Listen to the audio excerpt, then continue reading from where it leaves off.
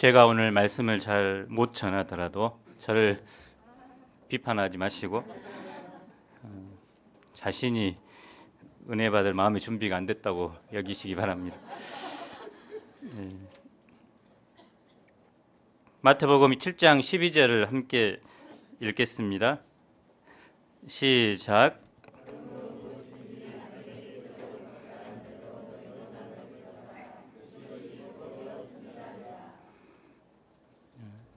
필립 얀시의 대표작인 놀라운 하나님의 은혜라는 책의 첫 페이지에 나오는 내용입니다. 창녀 하나가 목사님을 찾아왔습니다. 그녀는 집도 없고 몸도 병들고 게다가 너무나 가난해서 2살짜리 어린 딸 하나를 먹여 살릴 수 없는 정도였습니다. 이 여자가 목사님을 찾아와서 울먹이며 하는 말이 자기의 2살 난 딸을 변태 섹스를 즐기는 남자들에게 팔고 왔다고 했습니다.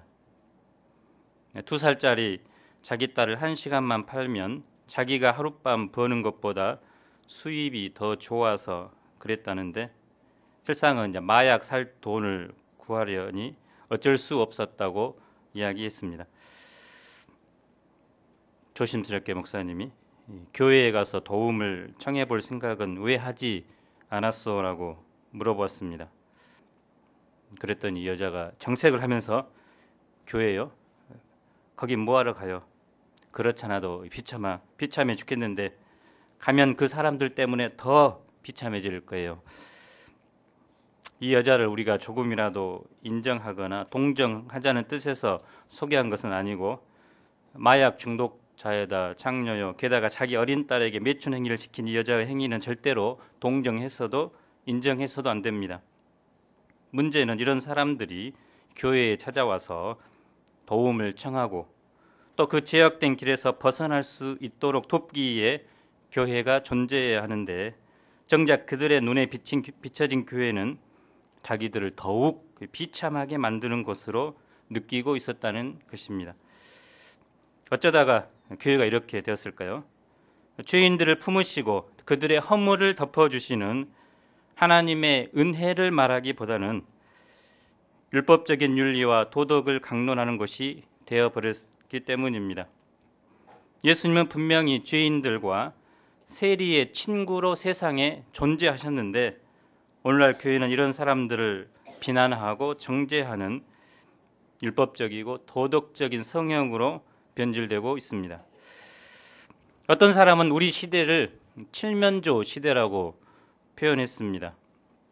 칠면조와 같은 가금류는 거의 대부분 마찬가지인데요. 붉은색에 굉장히 민감합니다. 그래서 누가 상처가 나서 피를 흘리면 울타리 안에 있는 모든 칠면조들이 그 상처난 곳을 계속해서 쪼아대서 결국은 피를 다 쏟고 죽을 때까지 쪼아댑니다. 상대방의 조그만 실수도 용납하지 않고 달려들어서 망신을 주는 오늘날의 세태를 비유한 것입니다. 오늘 말씀은 인간 상호 간에 발생하는 비판의 문제를 다룹니다.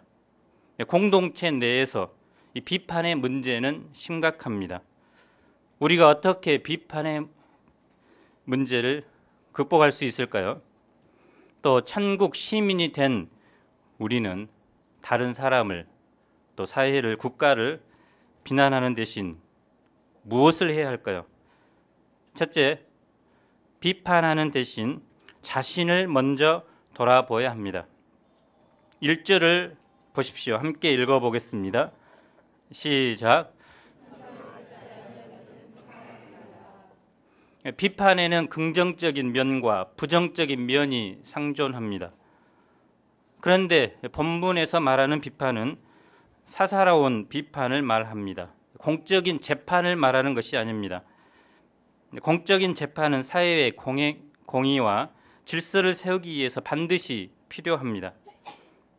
그런데 여기서 말하는 비판은 죄를 정하는 것으로서 자신이 재판관의 자리에 앉아서 상대방을 정죄하는 것입니다.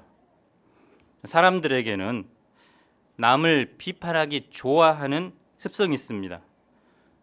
이는 타락한 인간의 본성입니다. 사람들이 왜 남을 그렇게 비판하기 좋아할까요? 우선 남을 비판하면 속이 시원하고 스트레스가 해소됩니다.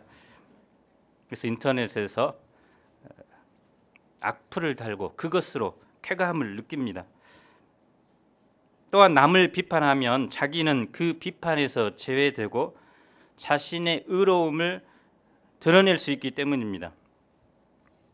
그래서 대부분의 사람들은 자기의 본 모습을 감추고자 다른 사람의 잘못을 들추어내고 지적하는 데 열을 냅니다. 그런데 다른 사람의 단점이 잘 보이는 것은 그런 요소가 자기들에게 똑같이 존재하기 때문입니다. 우리 사회는 여야, 동서, 남북, 세대가 서로 나뉘어져서 서로를 헐뜯고 비난합니다. 또 세월호 침몰 사건을 통해서 이런 비난과 분노의 강도는 더욱 강해졌습니다. 저도 경험적으로 볼 때 비판을 위한 비판을 할 때가 많음을 봅니다. 상대방이 마음에 들지 않기 때문에 어찌하든지 그 사람을 깎아내리고자 할 때가 많습니다. 이렇게 남을 비판하다 보면 인간 상호 간의 관계성이 파괴되어 버립니다. 뿐만 아니라 사탄이 역사하는 꼬투리를 마련해 줍니다. 사탄은 사소한 문제로 서로 비판하게 함으로써 나중에는 돌이키기 힘들 정도로 관계성을 파괴시킵니다. 찰스 스윈돌 목사는 그의 산상수훈 설교집 은혜의 각성에서 우리가 비판하지 말아야 할 7가지 이유를 다음과 같이 들고 있습니다. 첫째는 우리는 모든 사실들을 다 알지 못한다는 것입니다.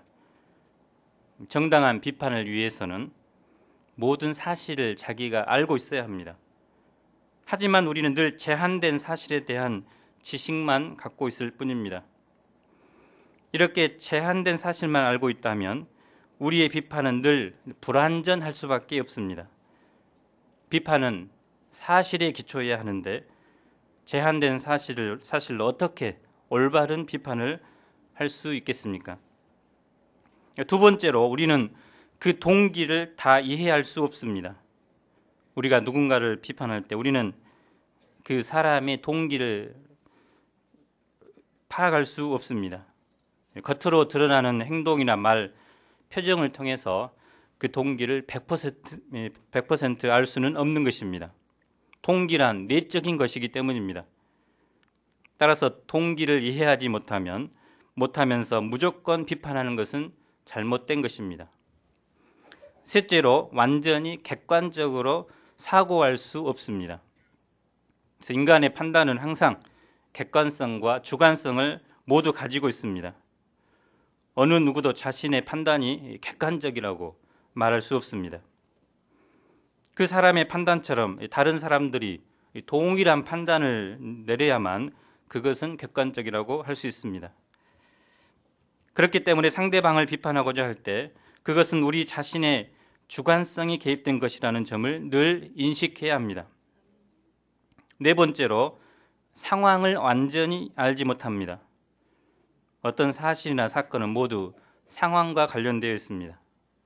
동일한 사실도 어떤 상황에서는 전혀 다른 의미를 갖게 됩니다. 그래서 한 미장장이가 벽돌을 쌓다가 조수에게 벽돌 하고 외치면 그것은 벽돌을 가져오라는 의미입니다. 그런데 만약 공사장 아래를 지나가다가 사람에게 벽돌 하고 외친다면 그것은 떨어지는 벽돌을 피하라는 의미가 됩니다. 그래서 이처럼 상황을 제대로 알지 못하고서는 쉽게 누구를 비판할 수 없는 것입니다. 다섯 번째로 보지 못하는 부분이 있습니다. 여섯 번째로 우리는 편견이 있으며 시야가 흐려질 수 있습니다. 이러한 편견이 있는 한 이미 평가를 내려놓고 거기에 필요한 사실들만을 열거하는 것이 될 수 있습니다.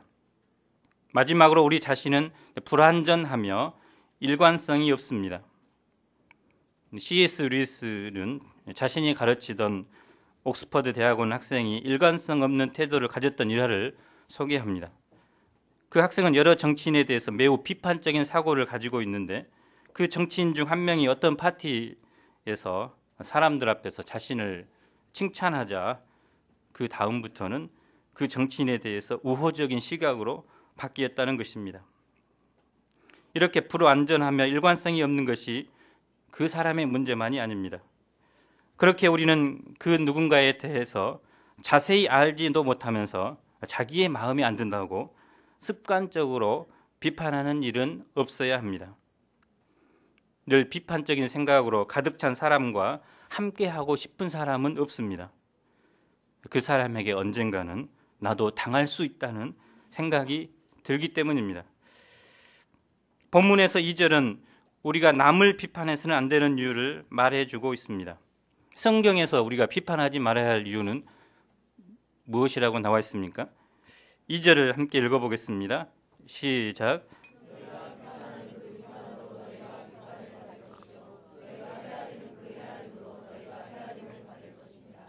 우리가 남을 비판하게 되면 우리 자신도 남으로부터 비판을 받게 됩니다. 뒤에서 남의 흉을 보고 깎아내리게 되면 다른 사람도 내가 안 보는 데서 나의 흉을 보게 됩니다. 결국 남을 비판하는 것은 누워서 침 뱉는 격이 됩니다. 그런데 우리가 남을 비판해서는 안 되는 본질적인 이유는 우리 모두가 하나님 앞에서 동일한 죄인으로서 남을 비판할 자격이 없기 때문입니다. 비판은 하나님께 속한 것으로서 하나님의 주권을 침해하는 큰 죄가 됩니다. 우리가 남을 비판하게 되면 결국 하나님의 심판을 받게 됩니다. 사도 바울은 로마서 2장 1절에서 이렇게 말했습니다. 그러므로 남을 판단하는 사람아, 누구를 막론하고 내가 핑계하지 못할 것은 남을 판단하는 것으로 내가 너를 정죄함이니 판단하는 내가 같은 일을 행함이니라. 더 나아가 예수님은 3절 4절에서 우리가 남을 비판할 자격이 없음을 풍자적으로 말씀하십니다. 함께 읽어보겠습니다. 시작.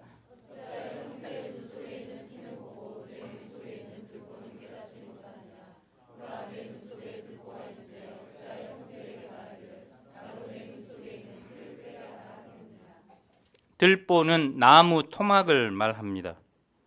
티는 톱밥에서 나오는 아주 작은 먼지입니다. 또 들보는 우리 인간이 하나님 앞에 범한 죄를 말하고 티는 인간 사이에 범한 허물과 실수입니다. 예수님은 마태복음 18장에서 우리가 하나님께 범한 죄는 1만 달란트 빚진 것에 해당되고 형제가 우리에게 지은 죄는 100데나리온 빚진 것에 불과함을 비유로 말씀해 주셨습니다. 한 달란트는 6,000데나리온이며 한 데나리온은 일꾼 하루 품삯에 해당됩니다. 그래서 1만 달란트를 벌기 위해서는 한 노동자가 1년 내내 하루도 쉬지 않고 일한다 하더라도 16만 년이 걸립니다. 반면 100데나리온은 석 달 열흘의 품삯이므로 몇백만 원에 불과합니다.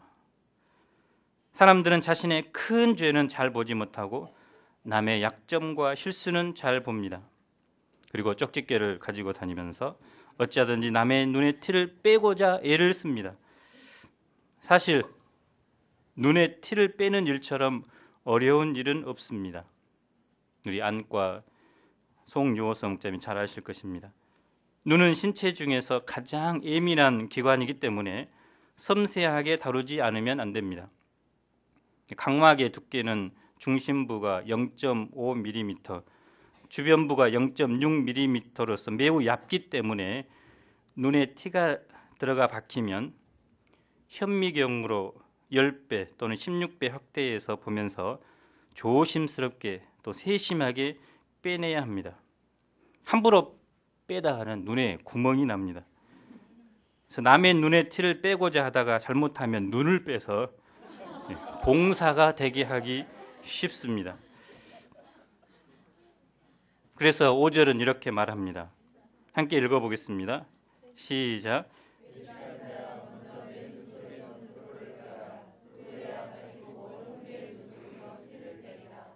이 말씀은 어떤 의미입니까? 우리는 비판하는 대신 먼저 하나님 앞에서 자신을 살피고 회개하기에 힘써야 한다는 것입니다. 구체적으로 말씀의 거울에 자신을 비추어 보기에 힘써야 합니다. 요한복음 8장에 보면 바리새인들이 간음하다 현장에서 잡힌 한 여인을 끌고 와서 이 더러운 자나 하며 정죄했습니다. 이때 예수님은 그들에게 너희 중에 죄 없는 자가 먼저 돌로 치라 하심으로 먼저 자신을 돌아보도록 하셨습니다. 그러자 모두 양심의 가책을 받아 하나씩 물러갔습니다. 비판하는 마음을 갖는 것은 신앙이 미성숙하다는 증거입니다. 신앙이 성숙한 사람일수록 자기의 죄에 대해서는 엄격하지만 남의 허물과 실수에 대해서는 관대합니다. 반면 신앙이 미숙한 사람일수록 자기의 죄에 대해서는 관대하고 남의 허물과 실수에 대해서는 엄격합니다. 우리는 남을 쉽게 비판할 수 있지만 그 판단을 받는 사람은 말할 수 없는 고통을 당합니다. 어린아이들이 개울에 있는 개구리에게 장난삼아 돌을 던지지만 개구리는 그 돌에 맞아 죽을 수도 있는 것입니다. 그러므로 우리는 남을 비판하지 말아야 합니다. 이 비판하지 말라 이는 예수님의 명령입니다. 그렇다고 긍정적인 의미의 비판까지 모두 금하라는 것은 아닙니다. 우리가 다른 사람의 눈에 있는 티를 빼기에 가장 좋은 방법은 눈물을 흘리게 만드는 것입니다. 눈물을 흘리면 자연적으로 티가 빠져나옵니다. 그의 영혼을 움직이는 감동적인 말과 행동을 할 때 상대방은 감격을 받고 눈물을 흘리고 그 단점을 고치게 됩니다. 무엇보다 예수님의 말씀의 은혜를 깊이 체험할 때 은혜의 강물이 상대방의 눈 속에 있는 티를 자연스럽게 빼내게 도와줍니다. 6절을 보십시오. 함께 읽겠습니다. 시작.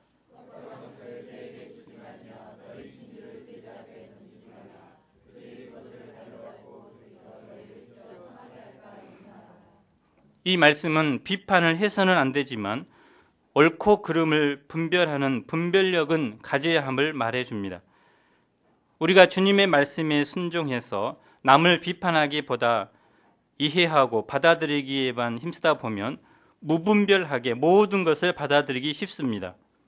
형제의 죄도 받아들이고 이단도 받아들이고 인본주의 신앙도 받아들이고 세속적인 것도 받아들이기 쉽습니다. 그러면 신앙 공동체 내에 무질서와 혼란이 야기되고 사탄의 시험에 들게 됩니다. 무엇보다 순수 복음 신앙을 잃어버리고 세속적인 것에 짓밟히게 됩니다. 예수님은 이런 오류에 빠지지 않도록 영적 분별력을 갖도록 하십니다. 우리는 비판은 하지 않더라도 개는 개라 할 것이요 돼지는 돼지라고 분명하게 말해야 합니다. 본문에서 거룩한 것과 진주는 하나님의 말씀과 진리의 복음을 가리킵니다. 개나 돼지는 탐욕스럽고 영적인 소원이 전혀 없는 물질적이고 육신적인 자들을 가리킵니다.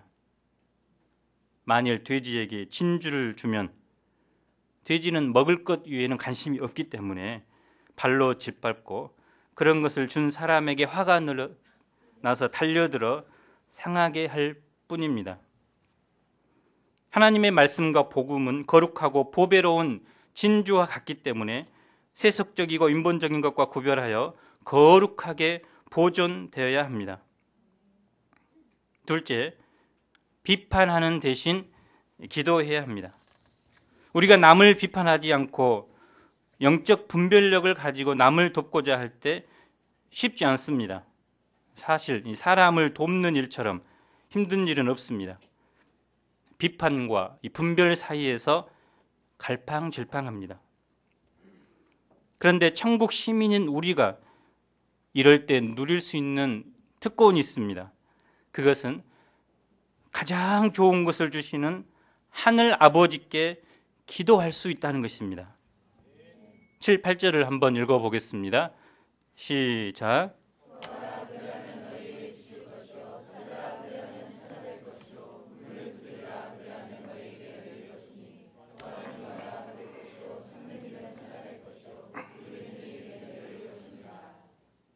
이 말씀은 기도의 일반적인 자세에 대한 이야기로 볼 수 있습니다. 그런데 본문의 문맥상으로 보면 사람을 도울 수 있는 지혜, 곧 분별력을 주시도록 기도하면 하나님께서 주신다는 의미입니다. 하나님께서는 우리에게 주실 축복을 이미 마련해 놓고 계십니다. 그것을 우리가 받아 누릴 수 있는 유일한 길은 구하고 두드리고 찾는 우리의 기도에 달려 있습니다. 9절부터 11절은 하나님께서 우리의 아버지가 되셔서 우리에게 가장 좋은 것을 주시는 분임을 말해 줍니다. 아들이 떡을 달라 하는데 아나 이빨이나 빠져라 하면서 돌을 줄 부모가 없습니다. 생선을 달라고 하는데 아들을 놀래켜 줄 마음으로 뱀을 줄 부모도 없습니다. 도둑도 자기 자식에게는 좋은 것을 훔쳐서 주고자 합니다. 아무리 죄 많은 사람들일지라도 자식에게 좋은 것을 주고자 합니다. 하물며 하늘에 계신 우리 아버지께서는 구하는 자에게 가장 좋은 것으로 주십니다. 사도 바울은 로마서 8장 32절에서 이렇게 말씀했습니다. 함께 읽어보겠습니다. 시작.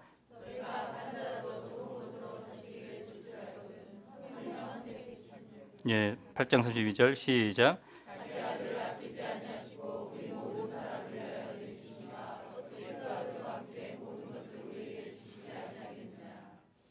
하나님은 우리를 사랑하십니다. 우리가 구하기만 하면 가장 좋은 것을 주시는 분이십니다.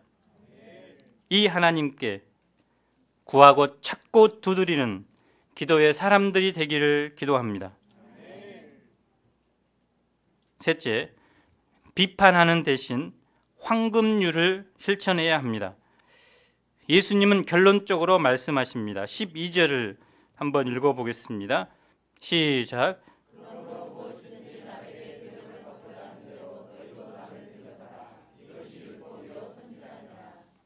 우리는 이 말씀을 일컬어 황금률, the golden rule이라고 말합니다.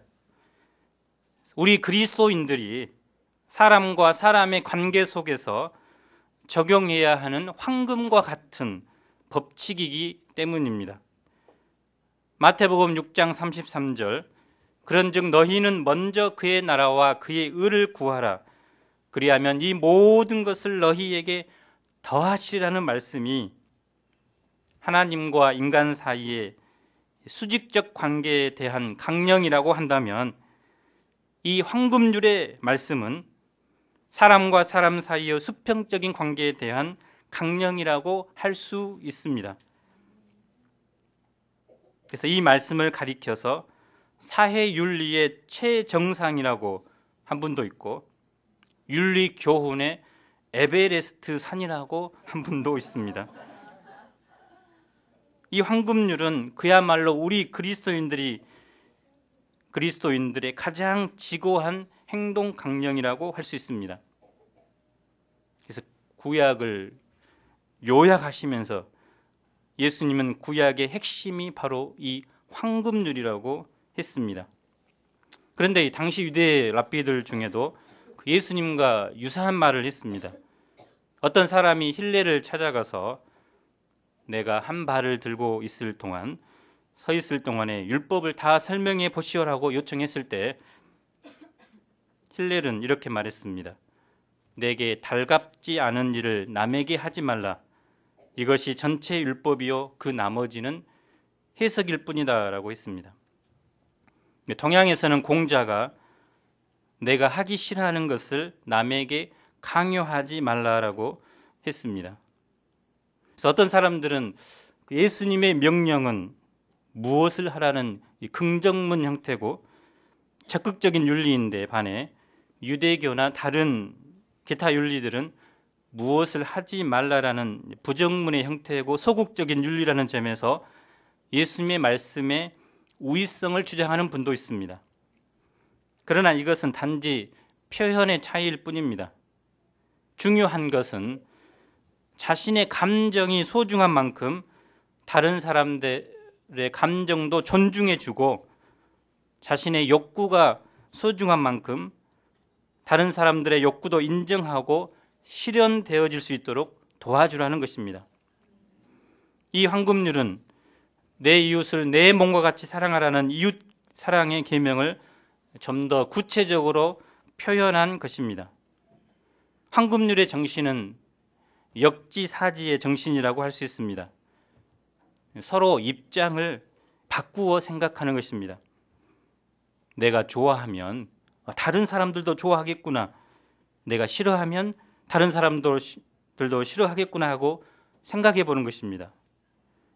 내가 비판받는 것이 싫으면 다른 사람도 그럴 것이기 때문에 비판하지 않는 것입니다.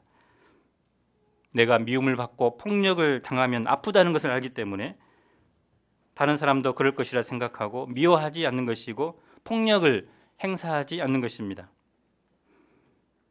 내가 배고프면 힘들다는 것을 알기 때문에 다른 사람도 그럴 것이라 하여 그들을 돕는 것입니다. 이것을 오늘날의 말로 표현하면 공감이라고 합니다. 상대방의 고통이나 즐거움, 슬픔 등을 함께 느끼는 것입니다. 자기 기분만 중요하고 자기 먹을 것만 있으면 되는 것이 아닙니다. 어른과 아이의 차이가 바로 여기에 있습니다. 아이들은 공감 능력이 떨어집니다. 자기 기분만 중요하고 자기 먹을 것만 있으면 됩니다. 어른이 된다는 것은 다른 사람들과 공감할 수 있는 능력이 향상되는 것을 말합니다. 요즘 아이들의 문제는 이런 공감의 기회를 많이 갖지 못한다는 것입니다. 그래서 어려서부터 학교 성적과 경쟁에 몰려서 배려나 공감을 배우기보다는 상대방을 정복하고 질시하는 경쟁자로 보게 됩니다. 또 인터넷이나 컴퓨터 게임, 폭력 영상들은 아이들의 정서를 무정하게 만듭니다. 영상 속의 인물은 고통을 모릅니다. 고통이 전달되지 않습니다. 어렸을 때 사랑을 많이 받는 것이 중요합니다. 사랑을 많이 받으면 감정이 풍부해지고 공감의 능력이 생깁니다. 메마르고 차가운 사람들은 사랑을 많이 받지 못한 사람들입니다. 아이들은 부모와 또 사랑을 주고받는 과정을 통해서 감정이입이나 공감을 경험하게 됩니다. 그러나 이런 사랑을 받지 못하면 타인의 고통이나 기쁨에 함께 공감하는 능력이 부족하게 되고 자기만 아는 이기적인 사람이 되거나 다른 사람에게 잔인한 일을 행하고도 고통을 느끼지 못하는 무감각한 사람이 됩니다. 이기적인 사람의 특징은 자기만 알고 자기 세계에만 갇혀 있는 것입니다. 그러나 공감한다는 것은 상대방의 감정을 알 뿐만 아니라 그 필요도 알아내는 것입니다. 단순히 내가 대접받기 원하는 것만 행하는 것이 아니라 상대방이 대접받기 원하는 것이 무엇인지 알아내는 것입니다. 톨스토이 오화 중에 소와 사자의 사랑 이야기가 있습니다. 옛날에 소와 사자가 있었습니다. 둘은 죽도록 사랑했습니다. 그래서 둘은 결혼하여 함께 살게 되었습니다. 서로에게 최선을 다하기로 맹세도 했습니다. 소는 최선을 다해서 맛있는 풀을 매일 사자에게 대접했습니다. 사자는 싫었지만 꾹 참았습니다. 사자도 최선을 다해서 맛있는 살코기를 매일 소에게 대접했습니다. 소도 괴로웠지만 참았습니다. 그런데 참는 것도 한계가 있죠. 마침내 소와 사자는 다투기 시작했고 결국은 헤어지고 말았습니다. 헤어지면서 서로에게 하는 말, 난 너에게 최선을 다했어. 넌 날 위해서 뭘 해주었니? 여기서 문제가 뭡니까? 물론 소와 사자는 나름대로 최선을 다했습니다. 그러나 자기가 대접받고 싶은 대로 남에게 베풀었을 뿐입니다. 이것은 실상 참다운 친절이 아닙니다. 자기 감정과 자기 생각만 앞세웠지 다른 사람의 감정과 욕구에 대한 배려가 없었기 때문입니다. 우리는 내가 대접받기를 원하는 대로라는 말을 그냥 그대로 받아들여서는 안 됩니다. 여기에 숨겨 있는 뜻은 다른 사람이 잘 되고 행복하기를 원하는 마음을 읽을 줄 알아야 합니다. 사실 계산적이라고 할지라도 이 세상에서 이 황금률을 실천해서 성공한 기업들이 많습니다. 스타벅스의 매장 직원들은 이렇게 말한다고 합니다. 우리는 너무도 잘 대접받기 때문에 고객들을 대할 때 그대로 반영됩니다. 그래서 회사가 직원들을 잘 대접해 주니까 직원들도 자신이 대접한 만큼 고객들을 위해서 대접한다는 것입니다. 미국의 자동차 보험 선도업체 USA의 두 가지 황금률은 다음과 같다고 합니다. 첫째, 당신이 대접받고 싶은 대로 모든 사람을 대접하라. 둘째, USSA는 직원들이 고객에게 대접해 주기를 기대하는 대로 직원들을 대접한다. 그래서 기업의 이익이라는 것은 고객에게 만족을 주었을 때 자연히 따라오는 것입니다. 대접한 만큼 그에 대한 대가로 돌아오게 되어 있습니다. 그런데 우리는 이 황금률을 이처럼 계산적으로만 해석해야 될까요? 물론 내가 대접을 받기 위해서 다른 사람을 대접할 수 있습니다. 내가 친절을 베풀면 저 사람도 나에게 언젠가는 친절을 베풀 거야. 운동 법칙 중에도 작용 반작용의 법칙이 있습니다. 로켓 발사 원리가 그렇습니다. 지면에 힘을 가한 만큼 반작용이 생겨서 하늘로 로켓이 올라가는 것입니다. 우리가 베푼 만큼 우리에게 돌아오게 되어 있습니다. 그런데 우리가 베푼 그 친절이 되돌아오지 않으면 인간은 화가 나게 되어 있습니다. 내가 분명 점심을 여러 번 사주었는데 내가 진작 배고플 때는 아무것도 오지 않네 하면 그 사람이 괘씸해져서 본문 7장 1절 비판으로 다시 되돌아가 버립니다. 그러나 예수님은 우리가 여기서 한 걸음 더 나아가기를 원합니다. 황금률은 give and take식, 주고받기의 윤리라고 착각해서는 안 됩니다. 황금률의 목적은 돌아오는 대가를 기대하고 하는 행위가 아닙니다. 내가 대접받고 싶은 대로 남을 대접하라는 말씀은 그 초점이 남을 대접하는 데 있는 것이지 내가 대접받고 싶어 하는 것에 있지 않습니다. 상대방이 나에게 친절을 베풀든지 전혀 반응이 없든지 상관없이 나는 친절을 베푸는 것입니다. 그리스도의 제자들은 자기보다 다른 사람의 행복이 자기 행복이 되는 사람들입니다. 친절에 대한 대가가 아니라 친절한 행위 자체로 만족하는 사람들입니다. 그래서 우리는 이것을 황금률을 뛰어넘어서 다이아몬드룰이라고 말할 수 있을 것입니다. 예수님의 십자가 사랑은 황금률, 더 나아가 다이아몬드의 룰의 절정이었습니다.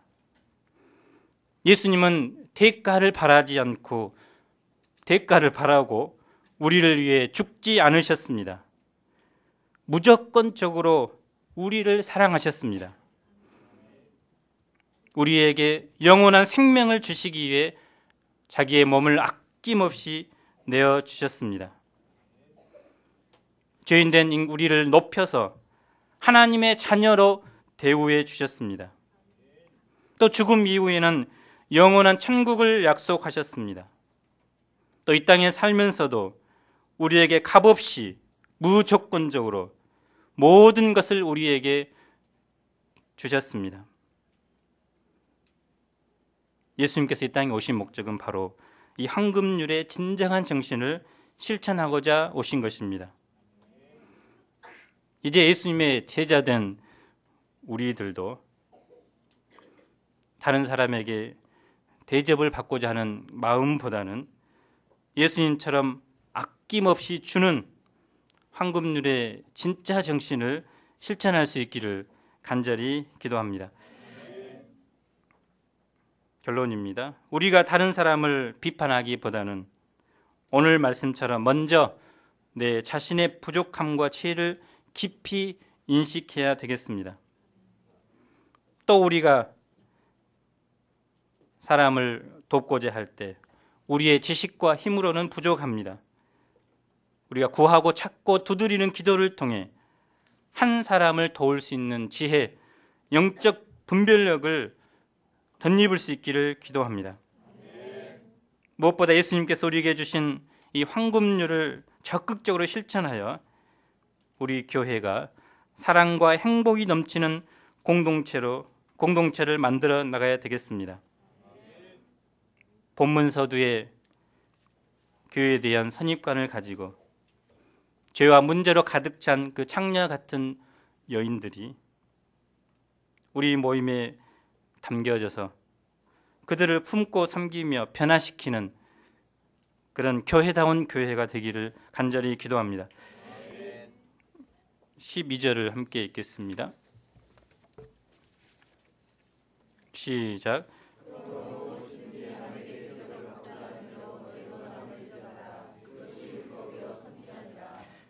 기도하겠습니다. 하나님 아버지, 사건만 터지면 이리 때처럼 달라들어서 자기는 의롭지만 다른 사람은 불의하다고 비판하고 지적하고 정신과 영혼까지 죽이고자 하는 이런 시대에 예수님은 비판하지 말라고 하십니다.